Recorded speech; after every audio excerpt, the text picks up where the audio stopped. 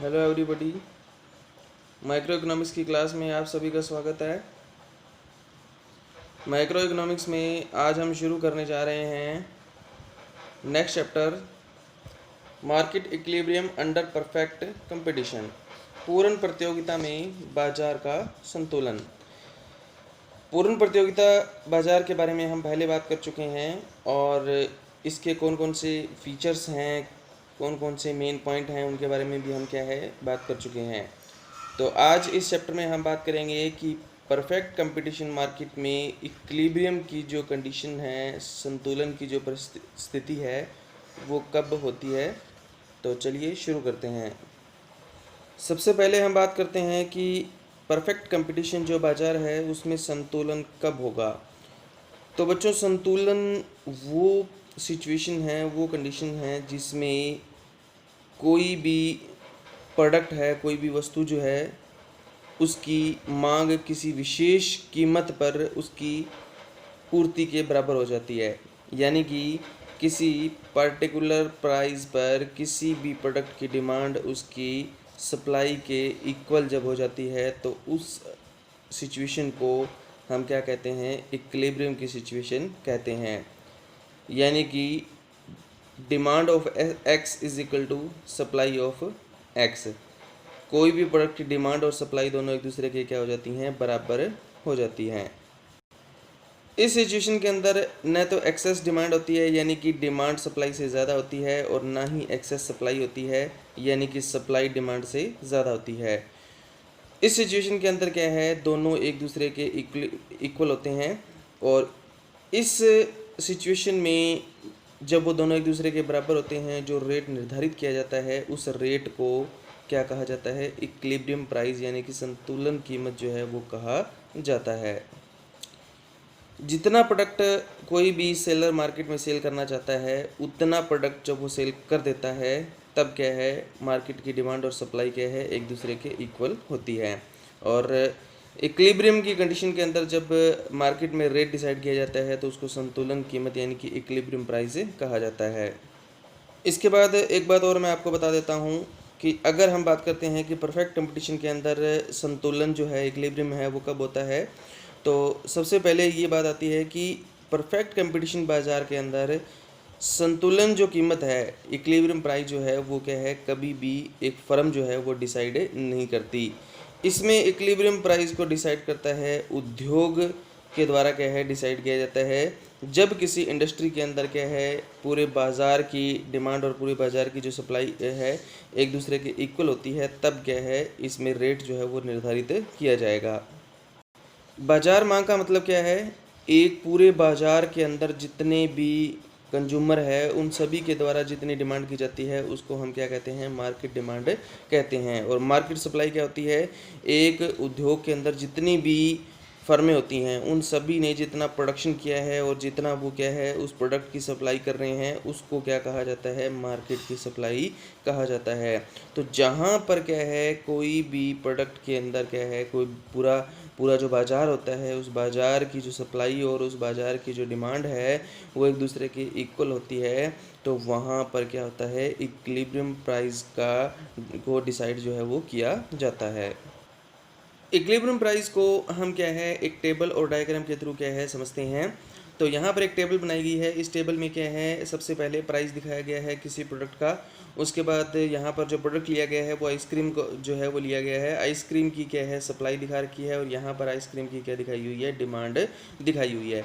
मान लीजिए आइसक्रीम की जो कीमत है, जो रेट है उसका कितना है, 5 रुपये है। तो 5 रुपये कीमत पर क्या है, उसकी कितनी सप्लाई हो रही है, 50 सप्लाई हो रही है। यानी कि बेचने के लिए कितनी यूनिट अवेलेबल हैं, 50 यूनिट अवेलेबल हैं, लेकिन लोग डिमांड कितनी कर रहे हैं, सिर्फ 10 यूनिट की डिमांड कर रहे हैं। यानी कि इस सिचुएशन के अंदर जब 5 रुपये कीमत है, तब क्या है, सप्लाई क्या है, ज़्यादा है, और डिमांड क्या है, कम है। तो जब भी किसी भी प्रोडक्ट की सप्लाई ज़्यादा होती है और उसकी डिमांड कम होती है, तब रेट क्या आता है, डाउन आता है। एग्जाम्पल के तौर पे क्या है, मान लीजिए आप एक शॉपकीपर हैं, आप एक दुकानदार हैं, और आपके पास क्या है, किसी वस्तु जैसे कि आपके पास क्या है 50 आइसक्रीम बेचने के लिए क्या है पड़ी हैं, लेकिन लोग क्या है सिर्फ 10 खरीदने के लिए तैयार हैं, सारे खरीदने के लिए तैयार नहीं हैं। तो आप इनको क्या है बेचने की कोशिश करोगे, और इनको बेचने के लिए आप क्या करोगे, रेट को क्या करोगे, डाउन करोगे। और जैसे ही आप आइसक्रीम की कीमत को डाउन करोगे, वैसे ही इसकी डिमांड जो है वो क्या हो जाएगी, बढ़ जाएगी, क्योंकि सस्ती होने पर लोग क्या करते हैं, ज़्यादा खरीदते हैं। तो आपने इसकी कीमत कितनी कर दी, 4 रुपये कीमत जो है वो कर दी। 4 रुपये कीमत करने पर क्या है, डिमांड बढ़ करके कितनी होगी, 20 हो गई। और कीमत जब कम होती है तो सप्लाई भी क्या हो जाती है, कम हो जाती है, क्योंकि कीमत में और सप्लाई में क्या होता है, पॉजिटिव रिलेशनशिप होता है, और कीमत में और डिमांड में क्या होता है, नेगेटिव रिलेशनशिप होता है। जैसे ही कीमत कम हुई वैसे की वैसे क्या है, जो सप्लाई है वो भी क्या होगी, कम होगी।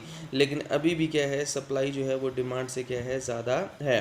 तो आप क्या करोगे, फिर से रेट को क्या करोगे, कम। तब तक आप रेट को कम करोगे जब तक डिमांड और सप्लाई एक दूसरे के इक्वल नहीं हो जाते थे। 3 रुपये जब आपने कीमत किया तो यहाँ पर क्या है, सप्लाई और डिमांड जो है वो दोनों एक दूसरे के इक्वल हो गए, तो यहाँ पर कीमत का निर्धारण कितना हुआ, 3 रुपये हुआ। इसी तरह से अगर मान लीजिए आप वस्तु की जो कीमत है उस कितनी कर रखी है आपने, 1 रुपये कर रखी है, तो 1 रुपये पर क्या है, इसमें क्या है, कितनी सप्लाई है आपके पास, 10 सप्लाई है, लेकिन लोग डिमांड क्या कर रहे हैं, ज़्यादा, क्योंकि इस वस्तु क्या है, सस्ती है, इसलिए लोग ज़्यादा डिमांड कर रहे हैं, लेकिन सप्लाई क्या है, इसमें हमारे पास क्या है, कम है। तो हम क्या करेंगे, इन दोनों को तब तक क्या है, रेट को बढ़ाएंगे जब तक दोनों एक दूसरे के इक्वल नहीं हो जाते। तो हम रेट को बढ़ाएंगे, रेट को बढ़ाने पर क्या है, सप्लाई क्या होगी, बढ़ेगी, और डिमांड क्या होगी, कम होगी। तो तब तक क्या है, इसको हम रेट को बढ़ाएंगे जब तक दोनों एक दूसरे के इक्वल नहीं हो जाते। तो इसी चीज़ को हम क्या है, आगे डायग्राम में देखते हैं। डायग्राम में ओ वाई एक्सिस जो है यहाँ पर प्राइस को दिखाया गया है, ओ एक्स एक्सिस पे क्या दिखाया गया है, जो क्वांटिटी है उसको क्या है, दिखाया गया है। एस एस देखिए, एक ये एस एस कर्व बनाया हुआ है यहाँ पर, ये अपवर्ड स्लोप कर रहा है, ऊपर की तरफ जा रहा है। एस एस क्या है, एक सप्लाई कर्व है, और डी डी जो है वो नीचे की ओर आ रहा है, डिमांड कर्व है। ये ऊपर की ओर जा रहा है, तो इससे पता चलता है प्राइस में और क्या है, सप्लाई में कौन सा रिलेशनशिप है, पॉजिटिव रिलेशनशिप है। ये नीचे की ओर आ रहा है, डिमांड कराओ, तो इससे पता चलता है कि प्राइस में और क्वांटिटी डिमांड में कौन सा रिलेशनशिप है, नेगेटिव रिलेशनशिप है। कि जैसे जैसे हम क्या है, कीमत को बढ़ाएंगे वैसे वैसे डिमांड क्या होगी, कम होगी। अब मान लीजिए यहाँ पर वस्तु की कीमत कितनी है, 5 रुपये कीमत है। 5 रुपये कीमत पर यहाँ पर जो डिमांड है वो कितनी हो रही है, डिमांड देखिए यहाँ पर हो रही है 10 यूनिट की, लेकिन सप्लाई कितनी हो रही है, 50 यूनिट की हो रही है।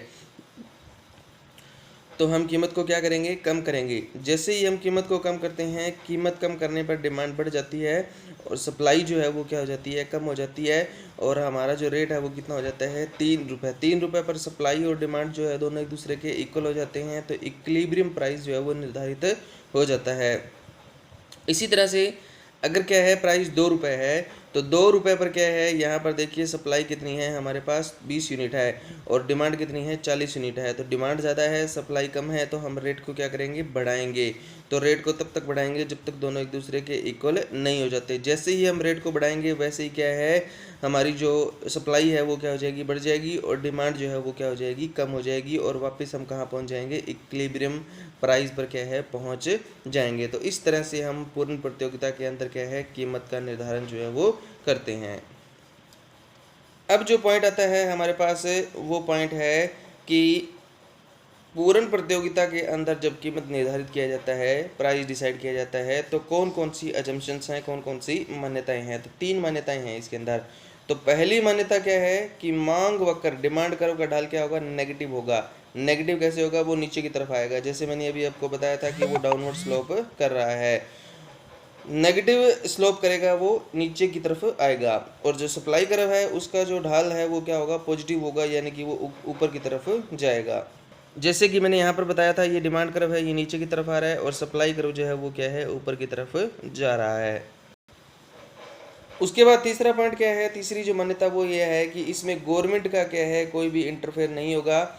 मार्केट के अंदर क्या है, डिमांड और सप्लाई के बेस पे क्या है, कीमत जो है वो निर्धारित की जाएगी। तो ये 3 चीज़ें हम क्या है, इसमें मान करके चलते हैं। अब हमारे पास पॉइंट आता है characteristic of price determination. Price determination की कौन कौन से फीचर्स हैं, कौन कौन सी विशेषताएं हैं। तो सबसे पहले इसकी विशेषता है कि पूर्ण प्रतियोगिता में जो कीमत निर्धारित की जाती है वो उस किसके द्वारा की जाती है, उद्योग के द्वारा की जाती है। यानी कि एक फर्म कभी भी प्राइस डिसाइड नहीं करती, प्राइस डिसाइड जो है वो कौन करता है, पूरा का पूरा उद्योग जो है उसके द्वारा किया जाता है। दूसरा पॉइंट आता है इसमें, पूर्ण प्रतियोगिता में जो कीमत निर्धारित की जाती है, यानी कि जहाँ पर डिमांड और सप्लाई एक दूसरे के इक्वल होते हैं, वहाँ पर जो कीमत निर्धारित होती है उसको क्या है, इक्विलिब्रियम प्राइस हम कहते हैं, संतुलन कीमत कहते हैं। नेक्स्ट जो पॉइंट है, कोई कहते हैं कि एक इंडिविजुअल फर्म जो है वो कभी भी एक परफेक्ट कंपटीशन मार्केट में प्राइस के ऊपर इफेक्ट नहीं डाल सकती, क्योंकि उद्योग क्या होता है, मैंने आपको बताया था, उद्योग क्या है, बहुत सारी फर्मों का समूह है। परफेक्ट कंपटीशन जो बाज़ार है, पूरा बाज़ार है, उसमें बहुत सारी फर्में होती हैं और उन सभी फर्मों को क्या कहा जाता है, जब वो मिल जाती हैं तो उसको उद्योग कहा जाता है। तो कीमत निर्धारण कौन करता है, उद्योग करता है। और फर्में क्या करती हैं, उस कीमत को क्या है, टेक ओवर करती हैं। वो प्राइस मेकर नहीं होती, वो प्राइस क्या होती हैं, टेकर होती हैं, उसको स्वीकार करने वाली होती हैं। तो ये हैं इसकी विशेषताएँ। तो यहाँ तक आप क्या है, इस चैप्टर को कंप्लीट करोगे और ये जिसकी मान्यताएं हैं, इसकी विशेषताएं हैं, और प्राइस निर्धारण जो है वो कैसे किया जाता है, टेबल है, डायग्राम है, ये सारे पॉइंट जो है वो आप अच्छे से कवर करोगे और अच्छे से इनको क्या है, लर्न करोगे। ओके, थैंक यू सभी का।